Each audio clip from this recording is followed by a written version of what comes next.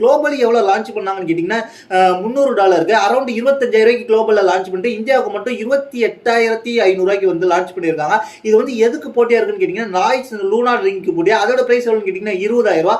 இதில் என்ன நம்ம எதிர்பார்க்கலாம்னு கேட்டிங்கன்னா இதில் 2 சைஸ் கொண்டு வராங்க. 10 இன்ச்சஸ் அண்ட் 12 இன்ச்சஸ் கொண்டு வந்திருக்காங்க.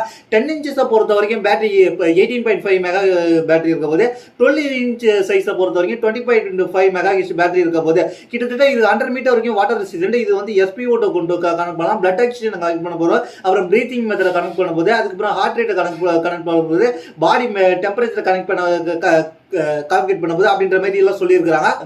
இது எந்த அளவுக்கு யூஸ்ஃபுல்லா இருக்குன்றத நம்ம வந்து இது வந்து ஒவ்வொரு கம்பெனியும் வந்து இப்போ ஒரு ஸ்மார்ட் ரிங்கை லான்ச் பண்ண ஆரம்பிச்சிட்டாங்க. இது எந்த அளவுக்கு இந்த அமேஸ்பிட்டோடது யூஸ்ஃபுல்லா இருக்க போறதை நம்ம லான்ச்சுக்கு அப்புறம் நம்ம தெரிஞ்சுக்கலாம். இதை பத்தி உங்களுடைய கருத்து என்னது கீழே உள்ள கமெண்ட்ஸ் பண்ணுங்க. டெய்லி நீங்க இந்த டெக்னிக்ஸ் தெரிஞ்சுக்கணும். டெய்லி 6 PM வரும்போது அதை நீங்க மறக்காம வாட்ச் பண்ணுங்க. தேங்க்ஸ் ஃபார் வாட்சிங்.